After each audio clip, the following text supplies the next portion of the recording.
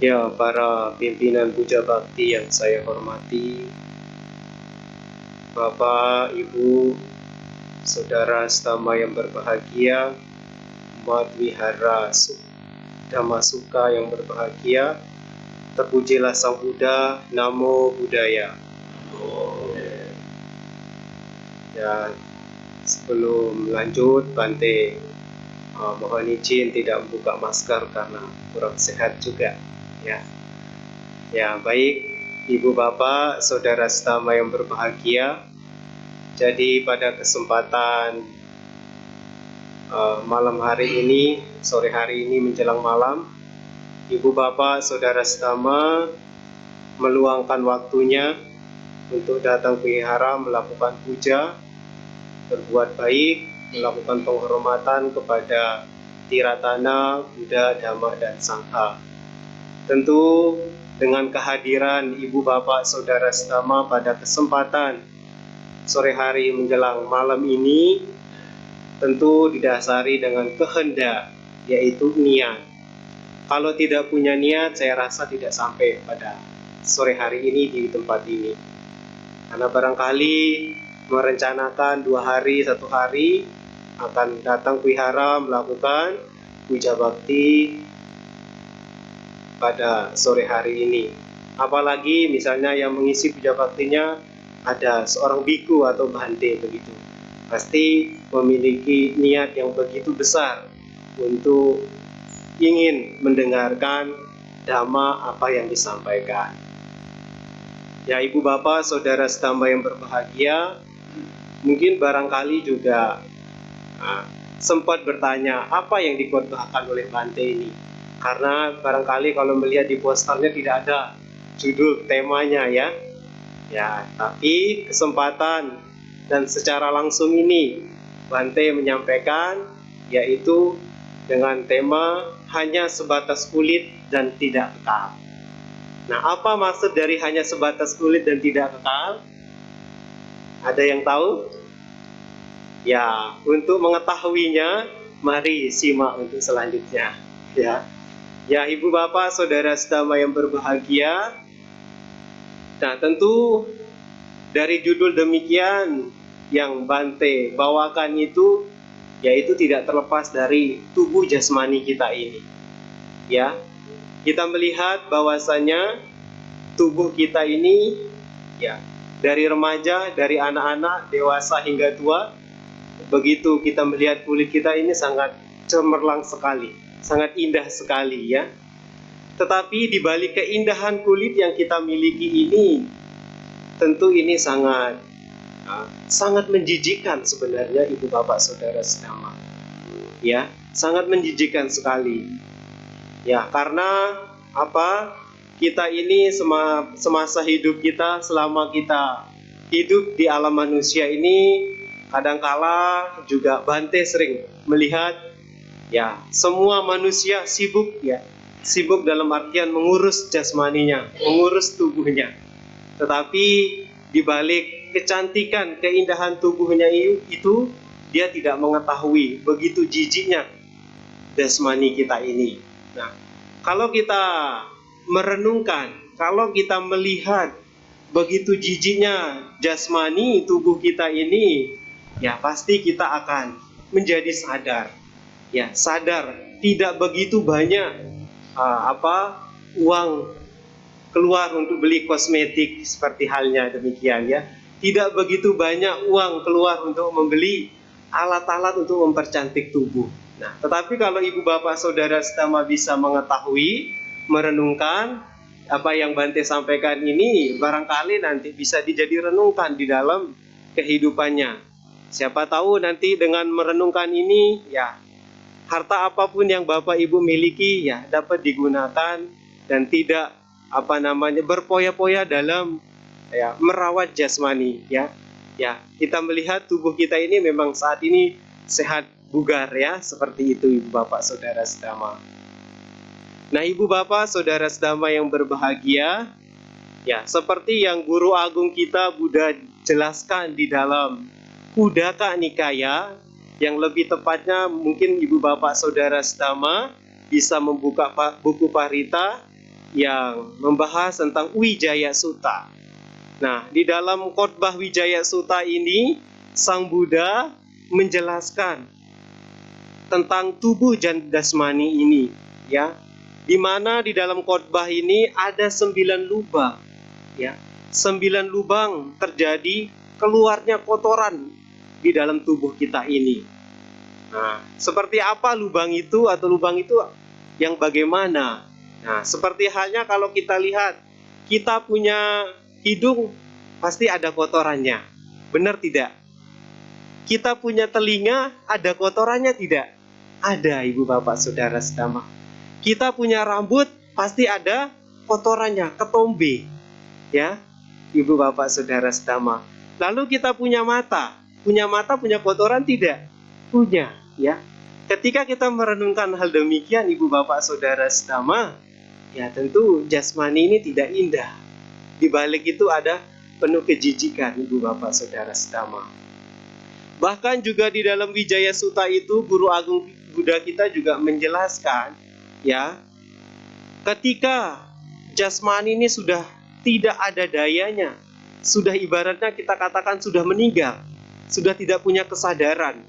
Lalu kita lihat ketika kita tubuh jasmani ini kita baringkan di kuburan, ya, kita melihat apa yang terjadi ketika tubuh jasmani ini kita baringkan di atas kuburan. Ia akan membiru, Bapak Ibu Saudara sedama. Ia akan mengembung, tubuh kita nih, jasmani kita ini akan mengembung. Setelah mengembung, apa yang terjadi? Muka jasmani kita semua ini menjadi biru-biru. Nah, setelah menjadi biru apa? Dia akan menjadi membusuk. Terjadinya membusuk, maka akan banyak sekali hewan-hewan yang muncul. Ya, seperti ulat. Bahkan juga ketika jasmani kita ini dibaringkan di kuburan, bisa saja akan dicabik-cabik oleh, ya, burung bangkai, ya, segala macam. Apalagi hewan-hewan pemakan bangkai yang akan mencabik, yang akan memakan bangkai kita ini. Ketika kita melihat hal demikian, apa yang hendak terjadi dalam benak pikiran kita? Terjadi kita mendapatkan perenungan di dalam diri kita. Oh, ternyata tubuh ini seperti itu. Demikian mayat itu juga. Demikian mayat itu seperti itu, demikian juga tubuh kita ini, Ibu Bapak Saudara sedama. Ya, jadi kita tidak usah bersenang-senang dulu terhadap jasmani kita ini. Ya, Ibu Bapak Saudara sedama. Ya, jadi hendaknya jadi kita renungkan di dalam hidup kita ini. Kita memiliki jasmani ini memang perlu untuk kita menjaga, merawat. Tetapi ya hanya sebatas untuk kita menjaga, merawat supaya tidak mendapatkan ya rasa sakit, begitu ya, terbebas dari penyakit, ya, seperti halnya yang namanya penyakit juga belum tentu kita bisa menghindari, Ibu Bapak Saudara sedama. Bahkan Bante sendiri pun juga kena, ya, rasa sakit itu, ya. Ya, demikianlah Ibu Bapak Saudara sedama, kita hendaknya merenungkan terhadap tubuh jasmani kita ini. Nah, Ibu Bapak Saudara sedama, untuk lebih jelasnya, nah, ini ada sebuah cerita, ya, cerita di zaman Sang Buddha. Tetapi seorang ini adalah seorang bikuni yang memang sombong terhadap kecantikannya, yang memang sombong terhadap tubuhnya, yang memang membanggakan terhadap kecantikannya. Tetapi dia bisa mencapai tingkat kesucian Sotapanna.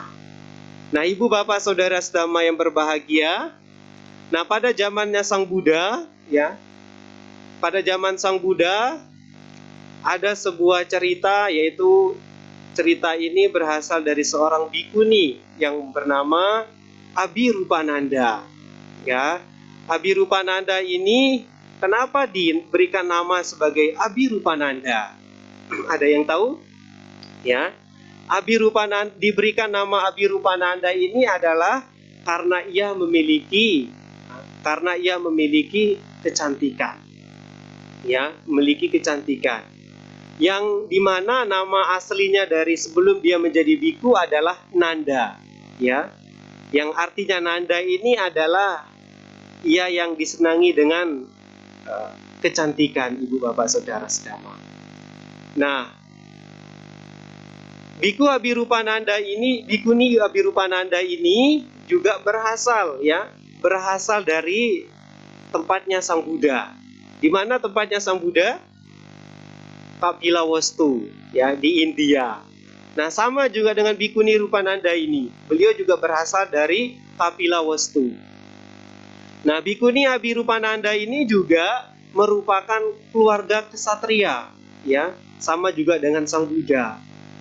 Nah, berasal dari keluarga kesatria karena saking kecantikannya Bikuni Abirupananda ini, ya, banyak sekali seorang pemuda ingin meminangnya, ingin mengajak dia menikah, ya, karena saking cantiknya, ya, banyak sekali pemuda ingin meminangnya.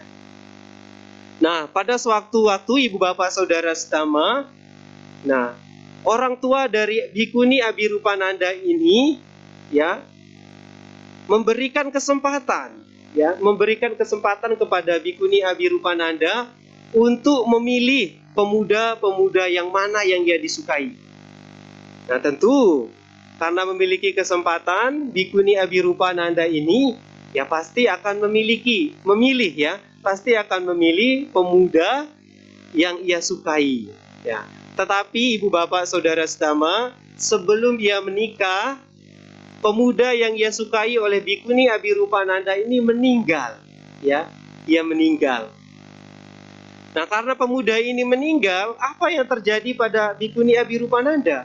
Ia merasa sangat kecewa sekali, ya, karena sangat merasa kecewa sekali terhadap orang tuanya. Nah, karena hal demikian, ibu bapak saudara sedama, ibu dari Bikuni Rupananda ini memiliki pikiran untuk menjadikan ia menjadi seorang bikuni. Ya, kenapa Bikuni Abirupananda ini sebelum jadi bikuni disuruh menjadi bikuni? Nah, karena Bikuni Abirupananda ini banyak sekali, ya, pemuda-pemuda yang ingin meminangnya, bahkan ingin memiliki Bikuni Abirupananda ini. Sehingga untuk menyebabkan hal demikian, ya, untuk menghindari rasa permusuhan dari satu dengan pemuda yang lain, gitu. Orang tua dari Bikuni Abirupananda ini berpikiran demikian, supaya tidak ada pertengkaran, begitu, supaya tidak ada permusuhan di antara pemuda itu, sehingga ya memikirkan untuk menjadikan anaknya menjadi seorang bikuni. Nah, ibu bapak saudara sedama, ada yang nggak memiliki pemikiran dari seorang ibu? Ya, Ibu Bikuni Abirupananda ini. Kalau banyak anaknya yang mencari-cari anaknya untuk diajak menikah, ya, bagaimana? Langsung dinikahi atau bagaimana? Ya, jadi baik sekali ya pikiran dari orang tua dari Bikuni Abirupananda ini. Nah, ibu bapak saudara sedama, karena mau gimana lagi, ini karena suruhan dari orang tuanya, paksaan dari orang tuanya, maka Bikuni Abirupananda ini ia menjadi seorang bikuni, yaitu dengan nama Abirupananda itu. Nah, ibu bapak saudara sedama, ketika dia menjadi bikuni, ya, ketika selesai ditabiskan untuk menjadi bikuni, tetapi ia juga tetap merasa sombong, ya, tetap merasa bangga terhadap tubuh jasmaninya yang cantik itu, tetap merasa sombong terhadap jasmaninya, ya, tetap merasa membanggakan dirinya terhadap jasmaninya itu, ibu bapak saudara sedama. Sehingga dengan hal demikian, sebenarnya dia tidak memiliki keinginan untuk menjadi bikuni, karena dia berpikir, saya adalah seorang yang cantik di antara semua daripada yang lain, barangkali masih banyak pemuda yang akan ingin menikahi saya, ingin meminang saya, begitu ibu bapak saudara sedama.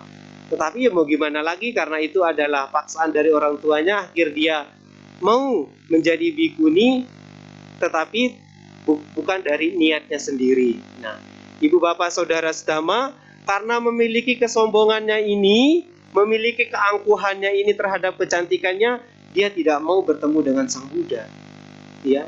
bahkan bertemu sekalipun tidak mau dengan Sang Buddha. Apa yang menyebabkan sehingga bikuni ini tidak mau bertemu dengan Sang Buddha? Ya, ia berpikiran, karena ketika bertemu Sang Buddha, setiap kali bertemu Sang Buddha ini selalu membicarakan tentang tubuh ini sewajarnya tidak kekal.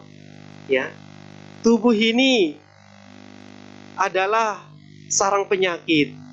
Tubuh ini memiliki kelapukan. Nah, ketika bertemu Sang Buddha selalu mengatakan hal demikian. Sehingga itulah yang menyebabkan Abhirupananda ini tidak mau bertemu Sang Buddha.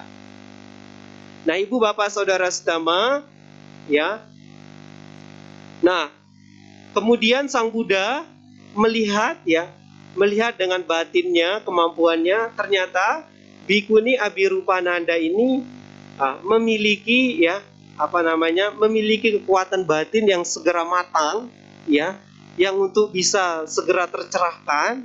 Akhirnya Sang Buddha meminta kepada bikuni Mahapajapati Gotami untuk mengajak para biku-bikuni yang ada di tempat itu menemui Sang Buddha, ya, menemui Sang Buddha dalam artian untuk mendengarkan, memberikan nasihat dhamma yang untuk dipraktekkan di dalam kehidupan sehari-hari.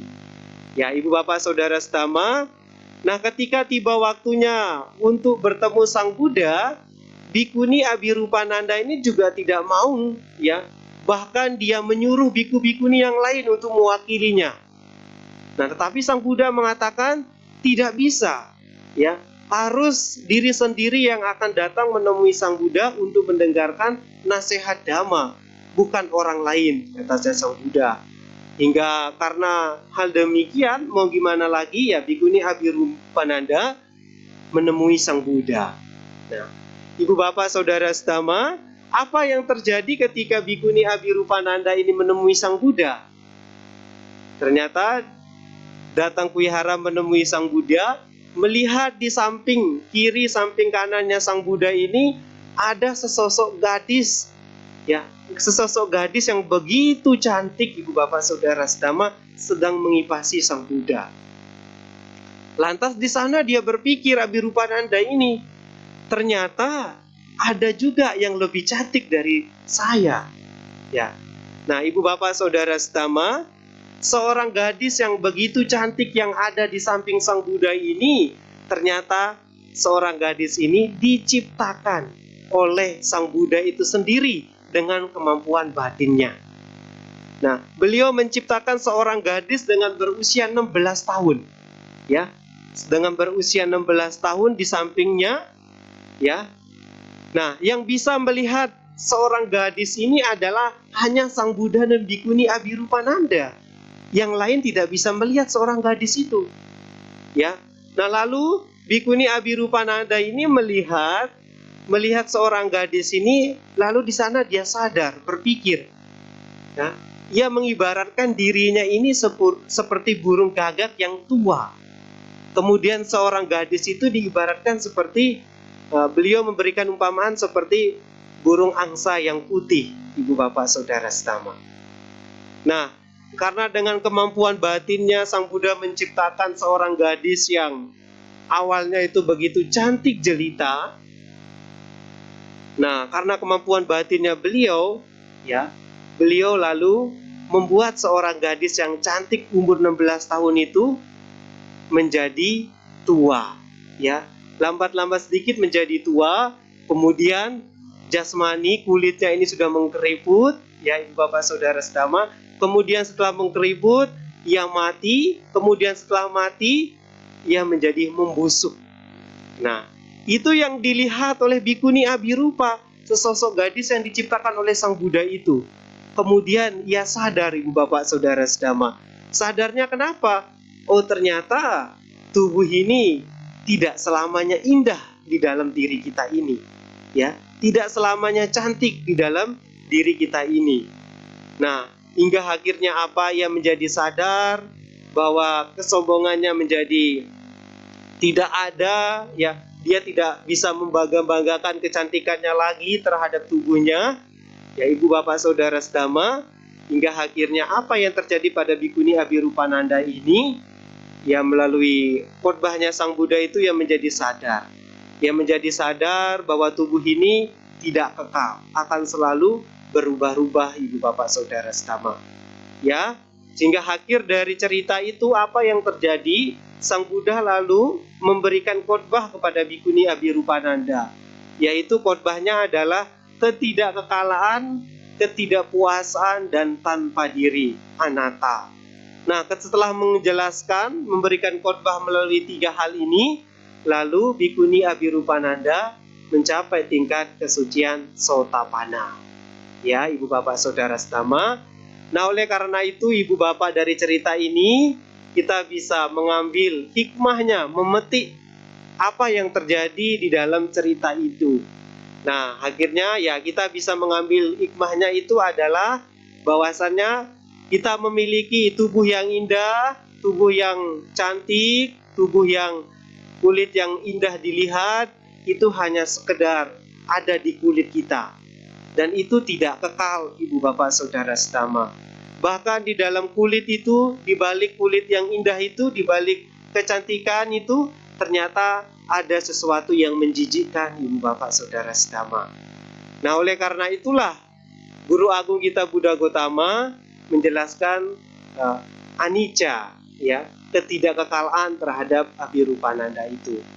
Nah, Ibu Bapak Saudara sedama, kalau kita berbicara mengenai anicca, ketidakkekalaan, ya, semua ini pasti akan berubah-ubah, tidak tetap, tidak kekal, Ibu Bapak Saudara sedama.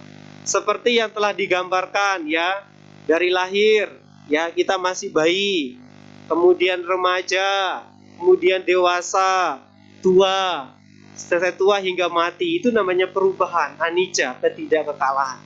Sama halnya dengan bunga yang cantik yang kita lihat, ya, awalnya ya menjadi kuncup, ya, kemudian mekar secara perlahan-lahan, kemudian apa yang terjadi? Layu dan hingga kelihatannya tidak begitu cantik, Ibu Bapak Saudara sedama. Demikianlah tubuh kita, jasmani kita ini, ya, tidak kekal adanya, pasti akan berubah-ubah, Ibu Bapak Saudara sedama. Ingat, yang masih muda-muda, yang masih ganteng-ganteng, yang masih cowok-cowok, hendaknya harus direnungkan hal demikian. Nah, Ibu Bapak Saudara sedama yang berbahagia, ya, ketika kita masih muda, ya, ketika kita masih muda, kemanapun kita pergi, ya, kemanapun kita pergi, apa yang tidak lupa kita bawa? Parfum, Ibu Bapak Saudara sedama. Betul tidak? Yang muda-muda. Tetapi kalau sudah tua, apa yang tidak ketinggalan? Minyak wangi, Bante.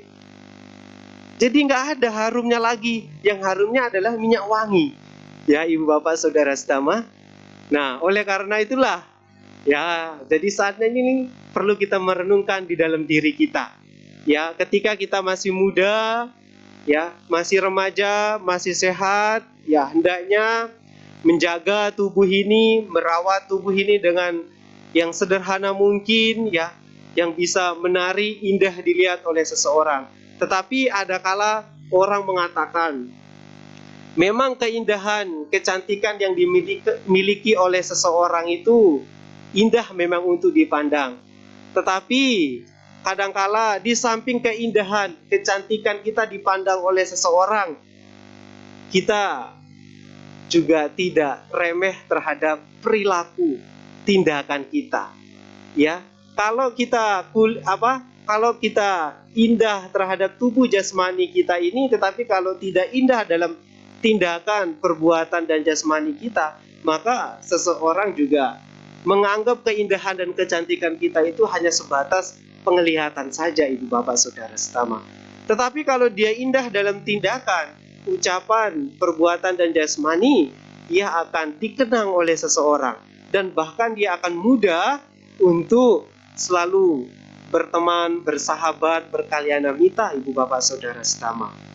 Jikalau keindahan terhadap jasmani, keindahan terhadap ucapan dan pikiran kita ini kita abaikan, maka kita juga tidak indah untuk bergaul, ya. Seperti halnya kalau kita tidak menjaga menjaga ucapan kita, selalu berkata kasar misalnya, selalu berkata merendahkan seseorang, selalu berkata memfitnah seseorang.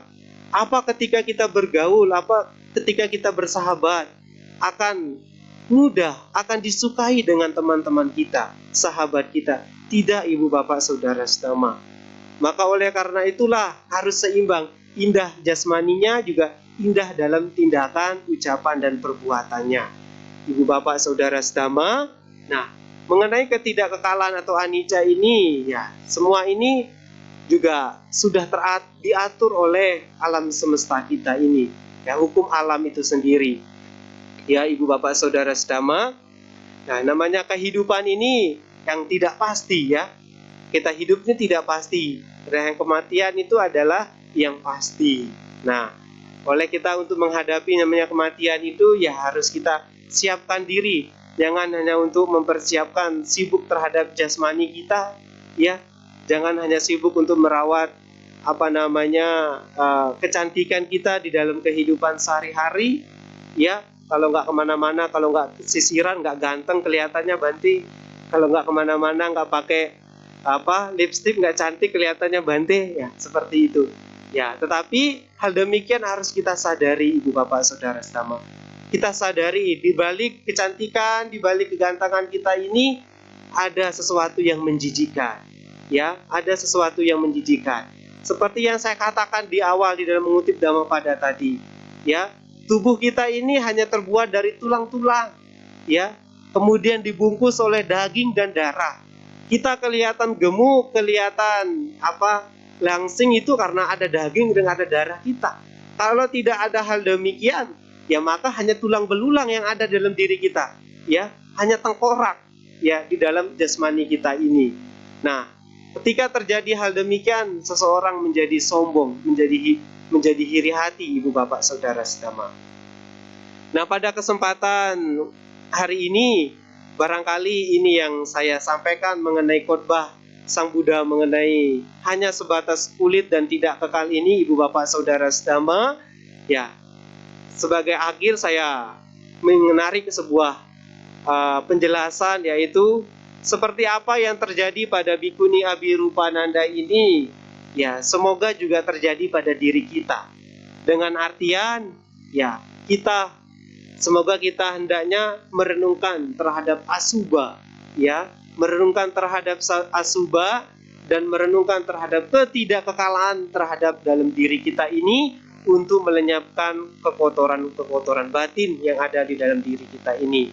Saya rasa ini yang saya sampaikan, barangkali nanti kurang jelas, ibu bapak saudara sedama silakan untuk ditanyakan. Ketika memiliki kesempatan silakan untuk digunakan nanti supaya tidak sesat di jalan begitu.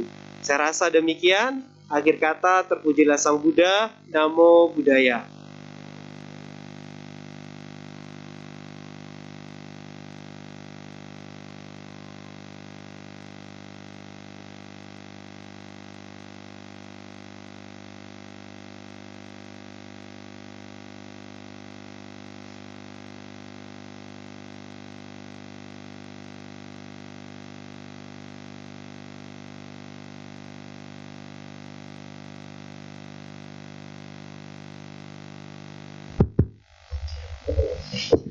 Baiklah, demikianlah Dhamma Desana disampaikan oleh Yang Mulia Bante Citasilo.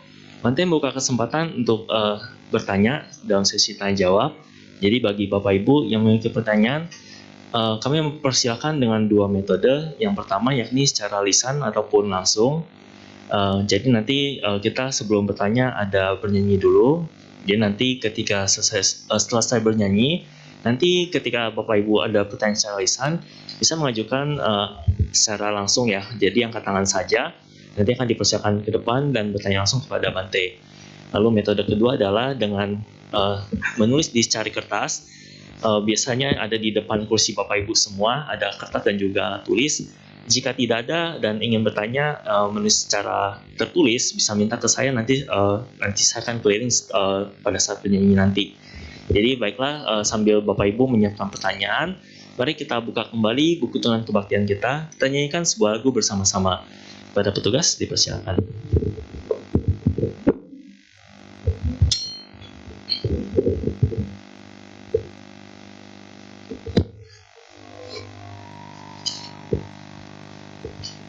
Bapak Ibu Saudara Dhamma, kita nyanyikan lagu Melangkah Dalam Dhamma, terdapat pada halaman 110. Kita nyanyikan sama-sama.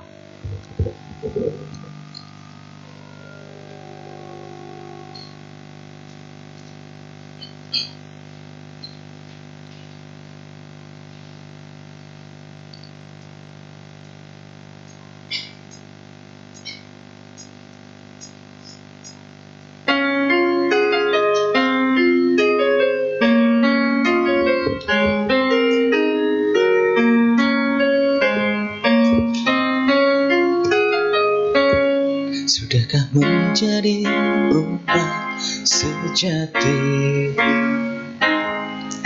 yang melangkah selalu dalam dhamma? Mengertikah kita jalan yang dilangkah untuk mencapai kebahagiaan? Laksanakan semua 5 sila yang mulia agar melangkah di kebenaran. Kembangkanlah pula rasa cinta kasih agar selalu jauh dari permusuhan.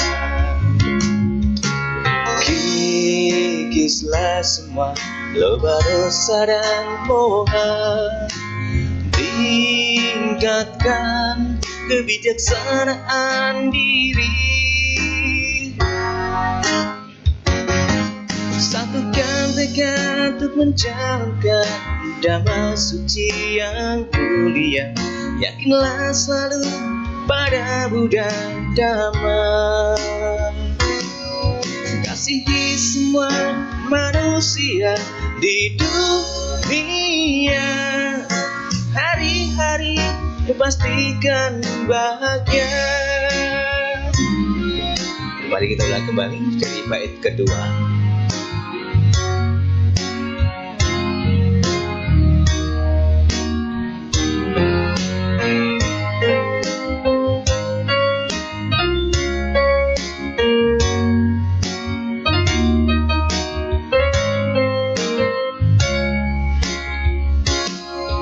Laksanakan semua 5 sila yang mulia agar melangkah di kebenaran. Kembangkanlah pula rasa cinta kasih agar selalu jauh dari permusuhan. Kikislah semua loba dosa dan moha, tingkatkan kebijaksanaan diri. Satukan tekad untuk menjalankan dhamma suci yang mulia. Yakinlah selalu pada Buddha Dhamma. Kasihi semua manusia di dunia, hari-hari pastikan bahagia. 1000 li dimulai 1 langkah. Marilah kita mulai melangkah. Satukan tekad untuk menjalankan dhamma suci yang mulia. Yakinlah selalu pada Buddha Dhamma. Kasihi semua manusia di dunia, hari-hari pastikan bahagia. Kita jelang esok yang bahagia. Terima kasih.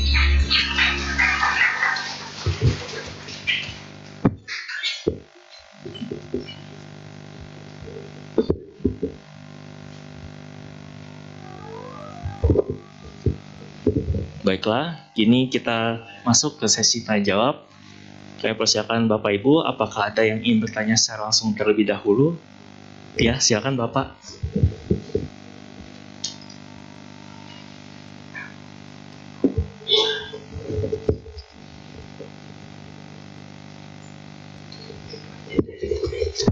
Malam Bante, salam namo budaya. Saya ada sedikit mau tanya dan sedikit untuk sharing Bante. Tadi kan Bante sudah mengatakan bahwa hidup ini anicca, benar kan? Bahwa itu akan berubah, orang itu nggak boleh sombong segala macam. Saya rasa umat Dharma di sini semua juga mengerti tentang anicca. Cuma saya mau bertanyakan Bante, hidup ini ibaratnya yin sama yang, ada gelap, ada sisi yang terang juga ya. Jadi kalau misalnya orang punya hiburan, itu kan melekat. Tapi kalau nggak ada hiburan, mereka itu kehidupan juga agak sulit. Kalau misal, saya pikir hiburan ya sama ritual itu harus dua-dua dijalanin dalam kehidupan ini. Karena kenapa? Karena kehidupan ini tidak bisa hanya satu sisi, hanya ritual aja. Karena kita umat masih biasa gitu, masih perlu manjakan diri. Saya rasa itu wajar atau gimana menurut Bante?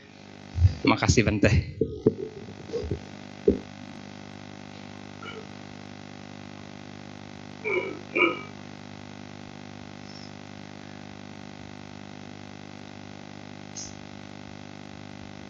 Ya, baik. Terima kasih atas pertanyaannya.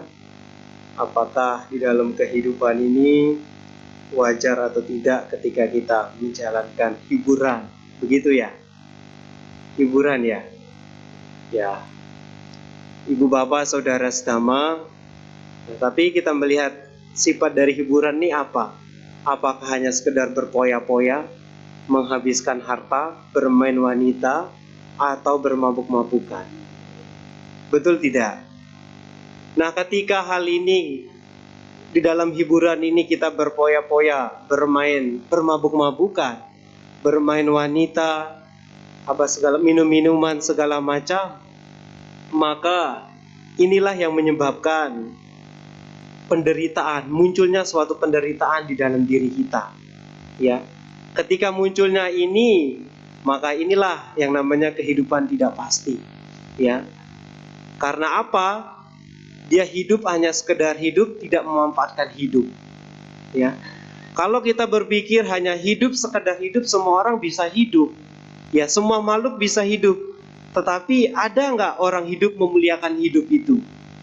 Ya. Ya, Ibu Bapak Saudara Sedama, artinya kita memuliakan hidup itu adalah bisa nggak kita menggunakan kehidupan kita ini, waktu kita ini untuk melakukan sesuatu yang bermanfaat. Ya. Sesuatu yang berguna di dalam kehidupan kita. Nah, kalau melakukan melakukan hiburan, ya, saya rasa itu adalah ya memang kebutuhan setiap manusia, ya, untuk menghilangkan rasa gelisah galau merananya, ya.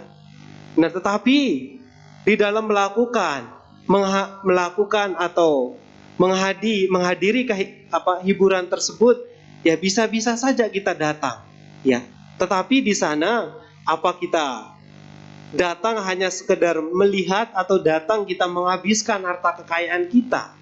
Ya, ya kalau kita datang ke tempat hiburan untuk mengajak keluarga, mengajak anak, mengajak saudara untuk makan, ya itu hal sifatnya bermanfaat.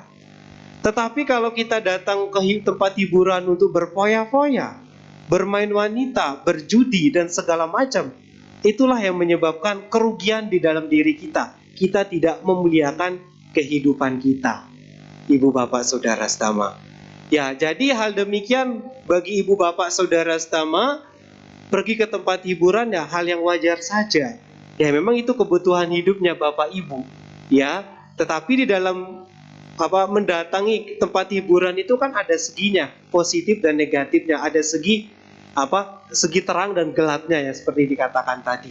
Nah, tetapi di sana kita memiliki kebijaksanaan, ya, memiliki kebijaksanaan seperti yang Bante tadi katakan, kalau datang ke tempat hiburan untuk membahagiakan keluarga, ya bisa-bisa saja dilakukan ketika itu memiliki kesempatan, ya. Tetapi kalau datang sendirian membawa wanita lain, ya, bersenang-senang di sana, apa yang terjadi kalau ketahuan dengan istrinya?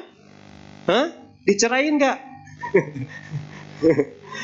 Ya, itulah ibu bapak saudara setama, ya pasti akan membawa apa? Kesengsaraan di dalam diri kita. Kita hanya senang sementara saja di sana. Ya memang anak istri kita tidak tahu, tapi kalau ada sahabat kerabat kita di samping duduk kita membuat video di zaman sekarang, sangat mudah sekali. Apa yang terjadi? Ya bisa saja kita diajak ke cerai begitu. Akhirnya hidupnya tidak bahagia, menderita ibu bapak saudara setama. Maka oleh karena itulah, ibu bapak saudara setama, kalau hanya sekedar hidup, semua orang bisa hidup. Tetapi bisa nggak kita memuliakan hidup itu sendiri? Saya rasa itu yang bisa saya berikan, semoga bisa menjawab pertanyaan dari Bapak. Demikian, terima kasih. Ya. Saya bertanya, saya bukan hal yang negatif punya. Pertanyaan saya, hiburan itu apa ya maksud ya? Maksud saya itu hiburannya misalnya kejadian yang mana itu juga berbeda dengan kita.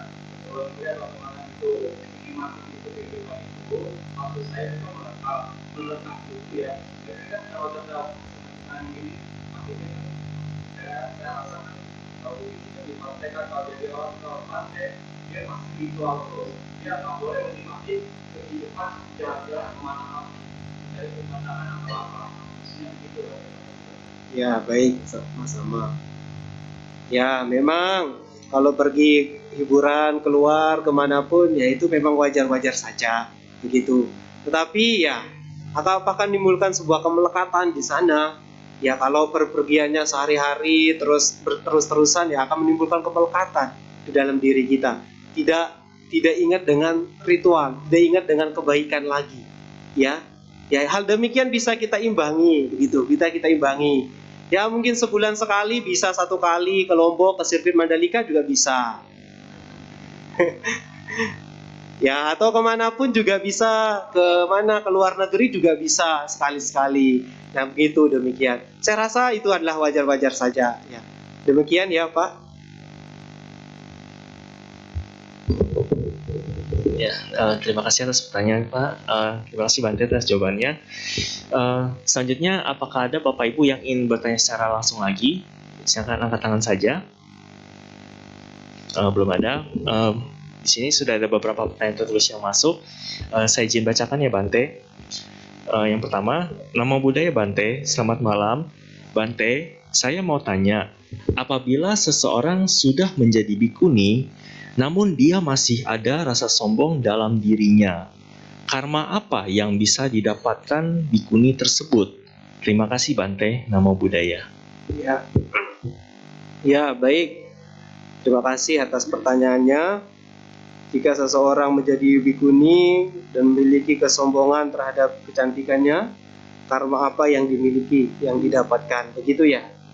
Ya baik, kalau kita melihat dari cerita Abhirupananda tadi, seorang biku yang memang bikuni yang masih memiliki kesombongan, yang masih membanggakan tubuhnya ini yang sangat cantik itu, tetapi dengan penjelasan Sang Buddha mengenai ketidakkekalaan, ya, ketidakpuasan dan tanpa iti ini, maka ia menjadi sadar dan mencapai tingkat sotapanna.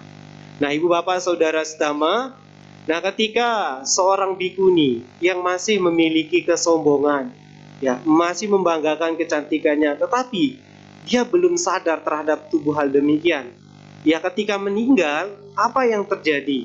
Ia akan terlahir di alam yang rendah, ya. Terlahir di alam rendah dengan rupawan yang tidak elok, rupawan yang tidak cantik, ibu bapak saudara sedama. Hal demikian terjadi, ya, yang dijelaskan oleh Sang Buddha di dalam Culakama Vibhanga Sutta, yaitu mengenai pertanyaan dari seorang Brahmana itu, ya, kenapa seseorang dilahirkan dengan berbeda-beda dan segala macam itu. Nah, ketika itu terjadi, ibu bapak saudara sedama, dan dia belum sadar terhadap hal demikian, ia terlahir di alam yang rendah dengan perbuatan yang sudah dilakukan di kehidupannya itu.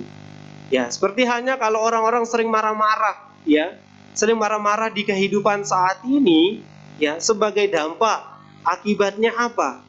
dia terlahir di alam rendah, tetapi kalau dia tidak terlahir di alam rendah dan terlahir di alam manusia dengan muka yang suka cemberut, dengan muka yang suka marah-marah, ibu bapak saudara sedama, maka jangan heran kalau ada tetangga, keluarga, kerabat yang suka marah-marah, yang memang saat itu dia sedang memetik karmanya ibu bapak saudara sedama, karena dia kehidupan masa lampaunya suka marah-marah.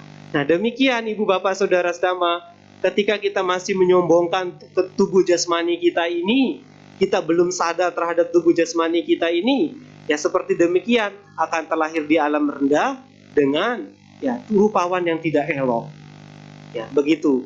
Nah, semoga itu bisa menjawab. Terima kasih. Terima kasih atas jawabannya Bante. Pertanyaan selanjutnya Bante. Selamat malam Bante, Namo Buddhaya. Saya ingin bertanya, pernahkah atau adakah biku yang mengikuti jejak Sang Buddha dalam bertapa tanpa air dan makanan hingga mencapai kesempurnaan? Terima kasih. Lagi sekali. Oke. Selamat malam Bante, Namo Buddhaya. Saya ingin bertanya, pernahkah atau adakah biku yang mengikuti jejak Sang Buddha dalam bertapa tanpa air dan makanan hingga mencapai kesempurnaan? Terima kasih.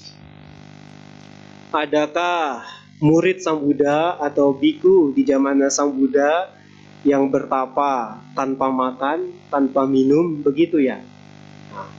Ya, ibu bapak saudara sedama, ya di zaman Sang Buddha ada ibu bapak saudara sedama seorang petapa, seorang biku bahkan ketika bertapa, ya ketika bertapa tidak makan, ya tidak minum, ya itu terjadi juga kepada Sang Buddha yang selama 6 tahun menyiksa diri. Ya, selama 6 tahun menyiksa diri beliau tidak makan, tidak minum, sehingga kita melihat daging tubuhnya ini tulang belulang kelihatan. Bahkan rongga perutnya ini sudah kelihatan lubang begitu. Nah, itu tidak makan, ibu bapak saudara sedama.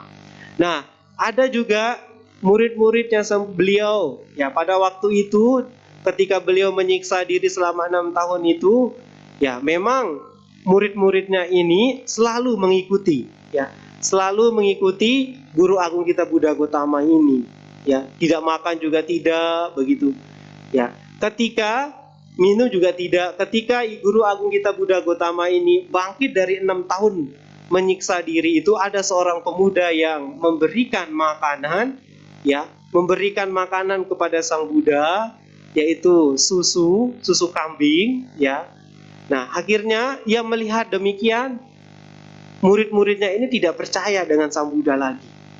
Ya, tidak percaya lagi dengan Sang Buddha. Akhirnya apa? Mereka pergi meninggalkan Sang Buddha. Ya, pergi meninggalkan Sang Buddha. Nah, kemudian setelah pergi meninggalkan Sang Buddha dan Sang Buddha tetap terus untuk berlatih terus, ya sehingga sampai 6 tahun itu beliau mencapai penerangan sempurna. Apa yang terjadi ketika beliau menemukan jalan untuk mengatasi kehidupan itu? Akhirnya apa? Mereka kembali lagi. Ya, kembali lagi untuk apa? Mendengarkan khotbah-khotbah Dhamma Sang Buddha itu sendiri. Ia menjadi sadar, ya, kalau tidak ada Sang Buddha lagi, siapa lagi yang akan menuntun mereka pada waktu itu? Memang pada waktu itu juga pula banyak petapa-petapa lain, ya. Petapa-petapa lain ini juga dalam artian mereka berseberangan dengan ajarannya Sang Buddha, bertolak belakang begitu. Ya, hingga akhirnya ya Sang Buddha dari desa ke desa hingga kota hingga kerajaan membabarkan dhamma, mereka menjadi sadar. Ya, menjadi sadar terhadap apa yang dilihat oleh Sang Buddha oleh muridnya itu, ternyata itu hanya sebatas pemikiran mereka yang belum terlebih jauh mengenalnya Sang Buddha. Kenapa beliau menerima makanan tersebut? Nah, saya rasa itu ya yang menjadi jawaban saya. Kalau lebih jelasnya lagi, ibu bapak saudara sedama, kalau punya buku riwayat hidup Buddha Gotama, di sana sudah dijelaskan lebih jelas lagi kenapa murid-muridnya itu meninggalkan Sang Buddha ketika melihat Sang Buddha menerima makanan. Ya, demikian ya. Semoga bisa menjawab. Terima kasih. Terima kasih Bante atas jawabannya. Ya Bante, tapi dari pertanyaan sih kalau saya lihat ini kan maksudnya sampai hingga mencapai kesempurnaan. Berarti harusnya nggak ada ya Bante, maksudnya Bante yang ibaratnya biku yang ibaratnya menyiksa diri, tidak makan tidak minum tapi mencapai kesempurnaan begitu. Tidak ada kan ya Bante ya? Oke, baik, terjawab. Terima kasih Bante. Selanjutnya Bante, Namo Buddhaya Bante. Bante, untuk menjalani kehidupan dibutuhkan orang lain, dan untuk mengenal orang lain fisik datang pertama sebelum perilaku. Menurut Bante, seberapa penting fisik ini dalam kehidupan, dalam konteks untuk mencari pertemanan? Ya, seberapa penting fisik ini dalam kehidupannya dalam mencari pertemanan, gitu ya? Ya, betul. Ya, baik. Kalau menurut Bante sendiri ya, fisik ini memang begitu penting. Ya, begitu penting untuk ya menjalin sebuah persahabatan. Bahkan dalam memanfaatkan perbuatan-perbuatan yang bermanfaat, ya. Kalau kita melihat tubuh ya, fisik kita ini, Ibu Bapak Saudara Setama, saya rasa kalau saya mengatakan ketika tubuh jasmani kita ini dilahirkan fisik dengan kesempurnaan yang tubuh kita ini dengan sempurna, fisik kita dengan sempurna, maka apa yang kita bisa lihat, apa yang terjadi? Kita dengan mudah untuk saling bergaul, bersahabat dengan orang lain. Sebaliknya, ketika kita ini dilahirkan dengan fisik yang tidak sempurna, begitu banyak orang yang tidak suka dengan orang itu. Dia cacat ini, cacat itu dan segala macam. Dia menghinanya, ya. Dia menghinanya Ibu Bapak Saudara Setama. Nah, oleh karena itulah, walaupun dia memiliki keterbatasan, dia memiliki keterbatasan dalam fisiknya, tetapi dia memiliki usaha juga, memiliki semangat wirya, ya, untuk menggapai apa yang diinginkan. Tetapi sebaliknya, ketika kita memiliki kesempurnaan di dalam fisiknya ini, ya, terutama kepada ya anak-anak maupun yang remaja, ketika sempurna dalam fisiknya, apa yang terjadi? Hanya mengandalkan ibu, bapak, ya, itu yang terjadi. Tidak memanfaatkan fisiknya untuk melakukan segala sesuatu yang bermanfaat, ya. Tetapi kalau orang yang tidak sempurna dalam fisiknya, dia berusaha, memiliki semangat, memiliki wirya untuk menggapai apa yang diinginkan. Ya, itulah Ibu Bapak Saudara Setama, maka kita jangan melihat dari satu sisi saja, melihat orang yang tidak sempurna itu, tetapi sebaliknya harus melihat diri. Ketika kita memiliki kesempurnaan ini, apa yang bisa saya lakukan? Kalau saya melihat orang itu tidak sempurna, banyak sekali yang bisa dilakukan. Bahkan orang yang tidak memiliki sempurna dalam fisiknya, begitu banyak karya-karya yang bisa kita lihat, yang bisa dibuat Ibu Bapak Saudara Setama. Bahkan lebih pandai dari kita juga ada orang yang memiliki ketidaksempurnaan dalam fisiknya itu. Maka ketika kita bersahabat, bergaul dengan teman, saudara, kerabat itu, kita hendaknya jangan melihat fisiknya dulu. Ya, kita hendaknya jangan melihat fisiknya, tetapi bagaimana kita melihat sebuah karakter kepribadiannya di dalam dirinya itu. Ya, dia memiliki kekurangan, kita memiliki kelebihan, hendaknya kita harus saling melengkapi di dalam diri kita, Ibu Bapak Saudara Setama. Saya rasa itu yang bisa saya sampaikan untuk menjawab pertanyaannya. Semoga menjawab. Terima kasih. Terima kasih atas jawabannya Bante. Selanjutnya Bante, bagaimana menurut Bante untuk merawat jasmani ini agar kita dapat memiliki sekeliling yang baik? Bagaimana merawat jasmani ini untuk mendapatkan? Agar kita dapat memiliki sekeliling yang baik. Sekeliling yang baik, lingkungan yang baik. Ya. Begitu ya? Ya, baik. Bagaimana kita menjaga jasmani ini? Ya tentu, seperti yang saya katakan tadi, jasmani tubuh kita ini terdapat tangan, ada kaki, ada mulut, ada mata, ada telinga. Ya, ketika indera-indera ini kalau kita tidak jaga, ya, ketika kita tidak kendalikan, apa sekelilingkungan kita itu akan akan aman, nyaman, Ibu Bapak Saudara Setama. Ya, apalagi kalau jasmani, seperti halnya kita memiliki jasmani berupa tangan ini, ya. Di dalam rumah, di sekelingkungan rumah kita ini, kita melakukan apa? Memukul istri, memukul anak, segala macam, ya akan tidak membawa kenyamanan di dalam lingkungan kita. Ya, jasmani ini memang perlu untuk kita kendalikan, ya tubuh kita ini, ya supaya ya itu tadi saya katakan seperti yang sang guru Buddha Gautama kita jelaskan, 3 pintu perbuatan tadi. Kalau kita bisa mengendalikan ucapan, tindakan dan perbuatan kita ini, ya kita akan mudah, sekeliling kita akan menjadi nyaman, damai, tentram gitu, Bu Bapak Saudara sedama. Maka ya jasmani ini gunakan untuk melakukan sesuatu yang bermanfaat, sesuatu yang berguna bagi keluarga, bagi anak, bagi orang tua, begitu, maupun bagi masyarakat, maupun bagi sekeliling kita. Itulah pentingnya kita menjaga jasmani kita ini untuk tidak sembrono, ya tidak melakukan tindakan-tindakan yang tidak membawa manfaat bagi diri kita maupun bagi orang lain, Ibu Bapak Saudara sedama. Jasmani itu penting, ya, jasmani maupun batin, ya. Tapi harus diimbangi juga dengan batin, begitu. Kalau jasmani kita juga tidak bisa terkendali, yaitu karena berkat batin kita, pikiran kita, ya. Segala perbuatan yang dilakukan oleh jasmani kita ini yang berawal dari pikiran kita, betul tidak? Misalnya satu contoh, ketika kita meditasi, ya meditasi tiba-tiba ada nyamuk di pundak kita, apa yang terjadi? Hah? Ditepuk kan? Ditepuk pasti.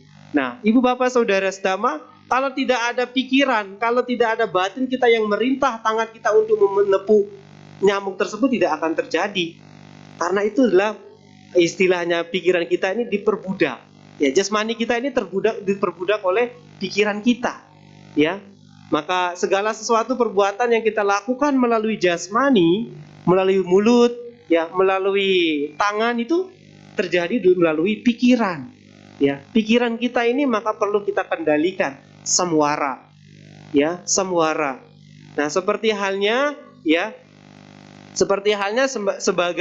sebagai renungan bagi Ibu Bapak Saudara sedama, ya, dimanapun saya memberikan khotbah dhamma, ya selalu saya mengingatkan kemana-mana itu jangan lupa membawa kendi, saya bilang, ya, jangan lupa membawa kendi. Lah kendi itu kan berat, Bante, untuk tempat air, bagaimana cara bawanya?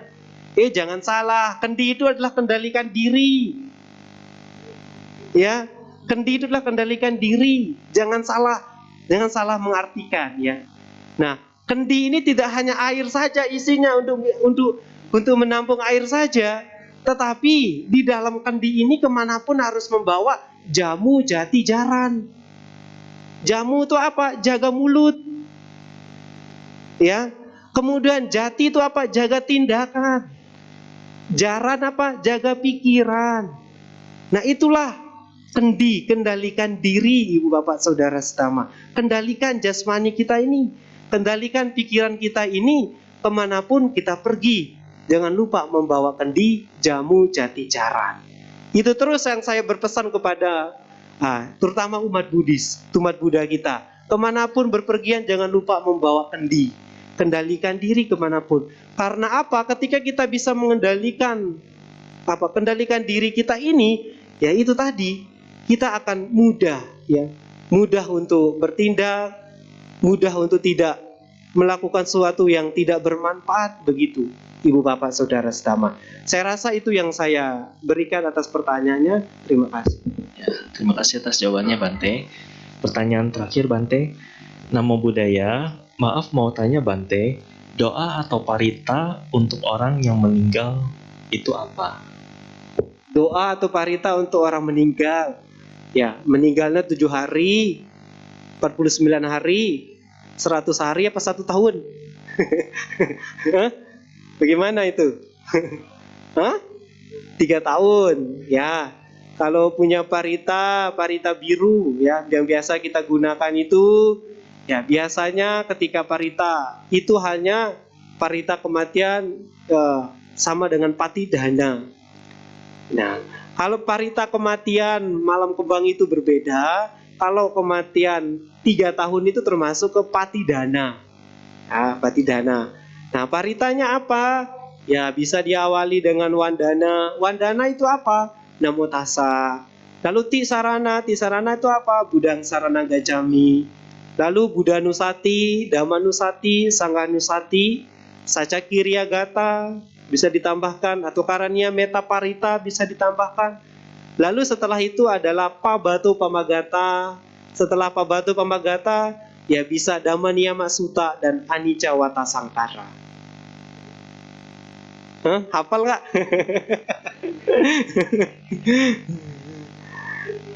Ya, nanti kalau belum ada, apalagi mudah sekarang, tinggal di-download di Mbah Google ada. PDF-nya ada, Parita Suci PDF. Nah, di sana ada lengkap Parita Manggala, Parita Awamanggala, Parita segala macam ada. Nah, itu ya, terima kasih. Ya.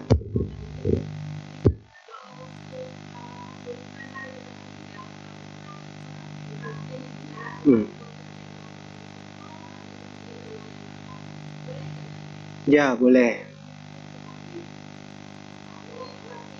Ya, boleh. Hari topo boleh ya, silakan. Ya. Terima kasih atas pertanyaan Pak Bu, dan terima kasih jawabannya Bante. Bante, apakah ada closing statement ataupun bersedia memberikan blessing Bante? Oh, ada lagi? Oh ya, silakan Bapak.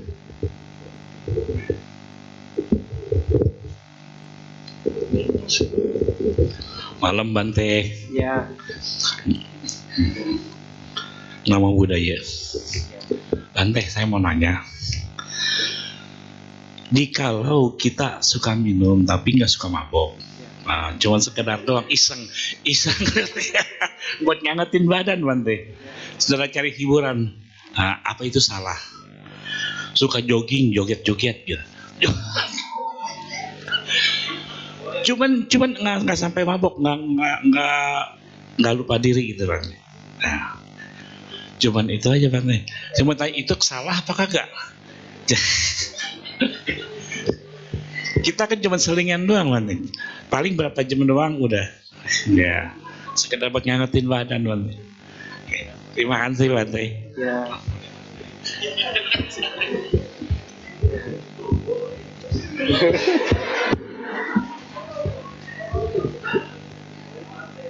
Ya, baik, terima kasih ya pertanyaannya. Ya itu kalau kembali ke Bante sendiri ya memang tidak boleh kalau Bante. Ya kalau ibu bapak saudara sedama ya bisa-bisa saja, boleh saja. Ya, tetapi ya harus juga ya harus ada waktu gitu supaya tidak mengganggu begitu. Ya, mengganggu keluarganya, mengganggu istrinya, nanti lihatnya marah-marah kalau joget-joget ya. Ya nanti kalau berjoget-joget terus jadinya apa? Gila dong. Ya kalau sekedar joget terus rasa capek udah hilang, ya waktunya istirahat ya sudah nggak apa-apa gitu. Itu juga artinya kita olahraga, menggerakkan jasmani kita ya, supaya tidak kaku, supaya tidak masuk asam urat Bante. Ya supaya kakinya nggak kram-kram begitu. Ya boleh-boleh saja ya.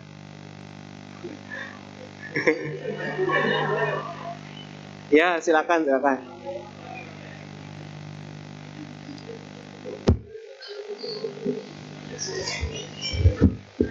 Wah, nggak mau kalah ini. Malam Bante, ini terakhir saya mau tanya lagi Bante ya. Ya, silakan. Orang kalau sering berbuat kebaikan, misalnya dia rajin berbuat sosial, rajin memperhatikan orang-orang gitu ya. Tapi kalau dia ajak ke tempat ritual, biar apa, baca berita, meditasi, dia tidak mau. Dia bilang dia lebih baik mementingkan manusia, maksudnya mementingkan orang kehidupan yang nyata punya, membantu ya. Terus ada lagi yang satu, dia rajin meditasi, rajin baca parita segala macam, tapi dia tidak pernah ceramah atau hanya untuk mementingkan diri sendiri. Bisa dikatakan gini, umpamanya dia mensucikan diri sendirilah. Jadi kalau menurut Bante, kalau dua-dua itu meninggal, apakah yang sering berbuat kebaikan itu surganya lebih tinggi, atau yang sering meditasi baca ini tapi hanya untuk diri sendiri, mana yang lebih tinggi alamnya? Makasih Bante. Ya, baik, terima kasih. Yang satu suka meditasi untuk meningkatkan diri sendiri, yang satu apa? Saya lupa. Hah? Bagikan kepada pihak lain. Ya, baik. Ya, terima kasih atas pertanyaannya. Sebenarnya dua-duanya sudah baik yang dilakukan, begitu ya. Apalagi membantu berbuat sosial kepada seseorang, ya tentu itu sangat baik juga. Yang melatih batin, melatih pikiran dengan praktik meditasi juga baik juga, ya. Nah, dari kedua hal demikian, mana yang bisa mencapai atau bisa mencapai tingkat yang lebih tinggi atau yang lebih rendah, begitu ya. Nah, jadi Ibu Bapak Saudara sedama, ya, ketika kita melakukan hal demikian, ya, baik melalui sosial, baik melalui meditasi, nah, hal demikian sebenarnya sudah terjadi di zamannya Sang Buddha. Yaitu ada pertanyaan dari Sumana, ya, Petapa Sumana. Ya, Petapa Sumana ini bertanya kepada Sang Buddha, jikalau ada seseorang, ya, kalau ada seseorang berbuat baik, ya, berbuat baik, ya, berbuat baik dan melakukan berdana, menjaga sila, meditasi. Nah, tetapi dia sama-sama melakukan perbuatan baik, begitu. Yang satu juga melakukan perbuatan baik, yang satu juga melakukan praktik sila, yang satu juga melakukan meditasi. Nah, dari kedua hal ini, mana yang lebih terdahulu mencapai tingkat kesucian dan terlahir di kesucian yang mana, begitu. Nah, yang satu ini terlahir di alam berbahagia, tetapi yang satunya ini terlahir di alam rendah. Tetapi melakukan perbuatan baik yang sama, ya. Apa yang menyebabkan sehingga bisa menyebabkan perbedaan di antara kedua ini? Karena dia melakukan suatu perbuatan baik tanpa didasari pengetahuan dan kebijaksanaan, ya. Semua orang bisa melakukan perbuatan baik, semua orang bisa melakukan praktik meditasi. Tetapi kalau tidak didasari dengan kebijaksanaan, pengetahuan, hal demikian yang bisa membedakan seseorang bisa terlahir di lebih tinggi dan di lebih rendah, Ibu Bapak Saudara sedama.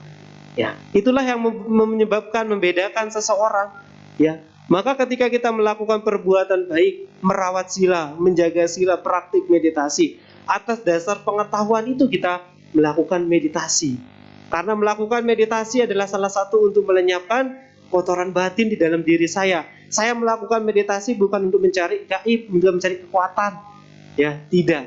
Tetapi melakukan praktik meditasi adalah untuk mengatasi, melenyapkan kotoran batin yang ada di dalam diri saya, begitu. Nah, meditasi itu pun juga walaupun dia hanya mementingkan dirinya sendiri, ya memang meditasi itu telah memang untuk melatih batin diri kita sendiri, bukan melatih batin orang lain. Ketika batin kita ini sudah matang, ketika batin kita ini sudah memiliki kebijaksanaan, barulah demikian kita akan mengajarkan kepada orang lain, Ibu Bapak Saudara sedama. Maka oleh karena itulah kita hendaknya berusaha, ya, berusaha untuk menjalankan kehidupan ini, ya, bisa diselingi dengan praktik meditasi, ya, praktik atangga sila, ya, berdana, seperti itu, Ibu Bapak Saudara sedama. Nah, sebagai yang terakhir, karena pertanyaan yang terakhir, ya, terakhir saya berpesan seperti yang dipesankan oleh Sang Buddha di dalam Mahaparinibbana Sutta. Beliau mengatakan, Waya Dhamma Sangkara Apamadeta. Segala sesuatu itu tidak kekal, berjuanglah dengan sungguh-sungguh. Saya kira ini yang bisa saya sampaikan. Terima kasih. Namo Buddhaya. Ya, demikianlah Dhammadesana dan juga sesi tanya jawab yang disampaikan oleh Bante Citasilo. Bante, kami segenap umat dan juga keluarga besar Wihara Pritama Sukha mengucapkan anumodana. Terima kasih atas Dhammadesana yang telah disampaikan Bante. Mari kita bangkit berdiri dalam sikap anjali. Bante Citasilo akan meninggalkan Dhammasala.